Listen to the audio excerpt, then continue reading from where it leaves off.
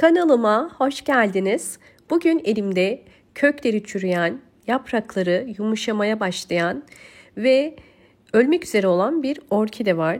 Bu tarz orkideleri nasıl kurtarabiliriz? Bu elimdeki orkideye ben su kültürü uyguluyordum. Su kültürü sonucunda yeni kökler çıkardı ve yeni yaprak çıkardı. Fakat odunsu kısmı giderek küflenmeye başladı. Yakından da gördüğünüz üzere bu kısım küflenmeye ve çürümeye başladı ve yeni çıkan kökler de bu durumdan etkilendi. Şimdi özellikle sizlere bu tarz orkideleriniz varsa, gövde kısmı çürüyen ve küflenmeye başlayan, su kültürünü sevmeyen orkideleriniz varsa bugün sizlere rahatlıkla köklendirebileceğiniz ve büyütebileceğiniz yeni bir yöntemden bahsedeceğim. İlk olarak bu tarz orkidelerde dezenfekte etmeniz gerekiyor.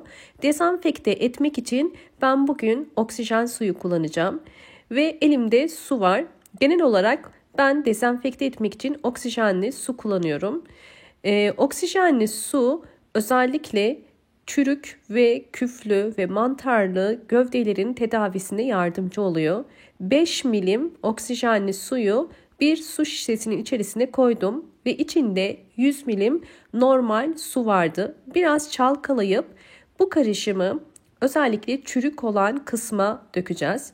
Öncesinde bakın yakından da gördüğünüz üzere gövde kısmı çürümüş. Yani bu aslında odunsu kısım. Bu tarz kısımlar genelde çürüyorsa bu bir hastalığın devam ettiğini gösterir. Sizlerin de eğer orkidelerinizin bu şekilde hiç kökü yoksa ve yaprakları yoksa herhangi bir yöntem uyguluyorsanız ilk olarak bir hastalığının ya da bir böceğin olup olmadığından emin olmanız gerekiyor. Bu kısmı tedavi ettikten sonra yeni yöntemimizi uygulayacağız. Bakın kestiğim yerde görüyorsunuz canlılık var. Sadece odunsu kısmı çürümeye devam ediyor. Bu çürüyen kısımları temizliyorum.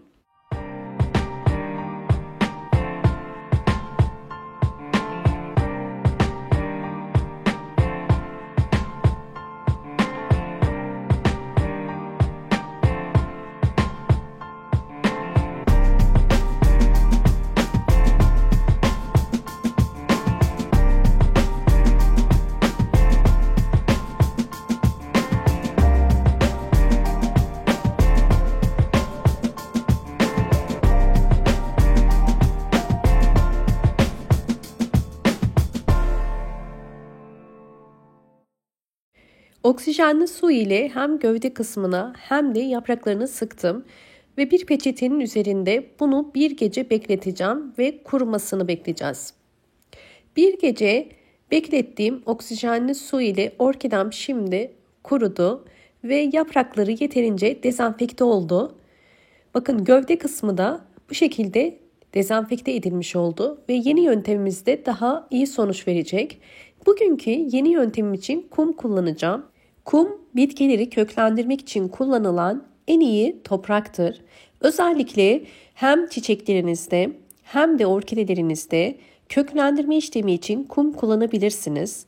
Daha önce sizlere yine kumda köklendirdim orkideleri göstermiştim. Bununla ilgili bir videom vardı. Bugün tekrardan sizlere kökleri kalmayan, hiç kökü özellikle olmayan orkideler veya da birkaç küçük kökü olan orkideleri yeniden köklendirip canlandırabilmek için kumda nasıl bir bakım yaptığımızı göstermek istedim. Gördüğünüz üzere kumun içerisine rahatlıkla yerleşti. Şimdi bunu bol ışık alan özellikle bir pencere kenarına koymanız gerekiyor. Kumum ıslak olduğu için su koymadım. Sizlerle orkidenin gelişimini tekrardan paylaşacağım.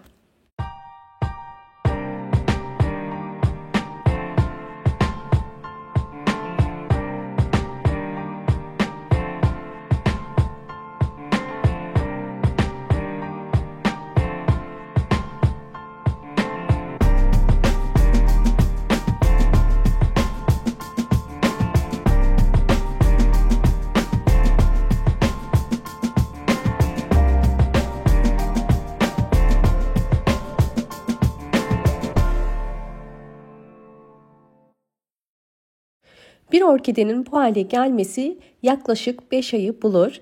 Eğer videomu buraya kadar izlediyseniz ve beğendiyseniz hemen beğen tuşuna basıp kanalıma da abone değilseniz eğer bana destek olmak için abone olabilirsiniz. Orkidemin 5 ay içerisindeki değişimini sizlerle paylaştım. Bakın hemen yanındaki orkideyi de göstermek istiyorum. Bu orkidede yine hem yaprakları çürüyen hem de kökleri hiç olmayan bir orkideydi. Ve bunu da saksıda kuma ektim. Gördüğünüz üzere bakın yaprakları bu şekilde hastalıklıydı. Fakat şu anda kumda bakın ektikten sonra yeni kökler çıkarmaya başladı.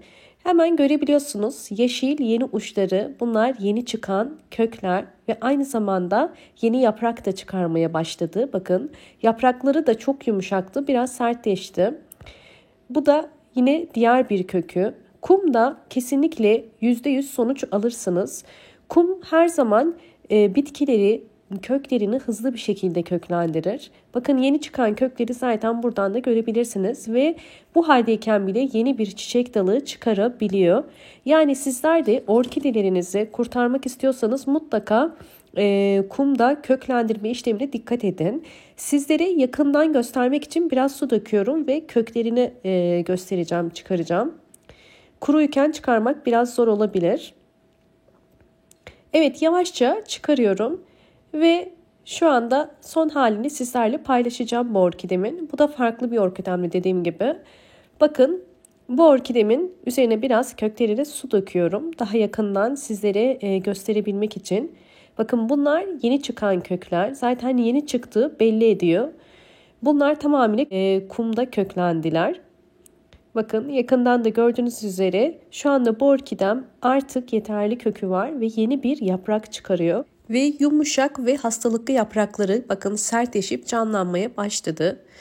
Bu tarz orkidelerde dikkat etmeniz gereken en önemli püf nokta orkidenin kumu kurumadan su vermeyin. Yani kum kurudukça su vermeniz gerekiyor ve kumu çok susuz da bırakmamanız gerekiyor.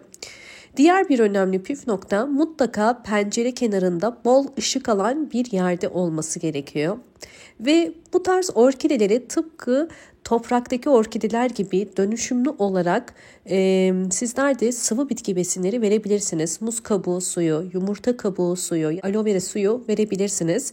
Bunlar orkidenizin köklenmesini hızlandıracaktır.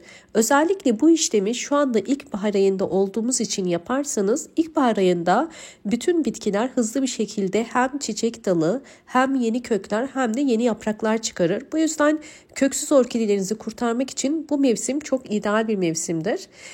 Umarım bu anlattığım püf noktalar sizler için faydalı olmuştur. Elimden geldiğince tüm detaylarıyla anlatmaya çalıştım. Videomu buraya kadar izlediyseniz ve beğendiyseniz hemen beğen tuşuna basıp kanalıma da abone değilseniz eğer bana destek olmak için abone olabilirsiniz. Bol bol yorumlar yapıp yorumlar kısmında da sorularınız varsa sorabilirsiniz. Hoşça kalın, sağlıkla kalın.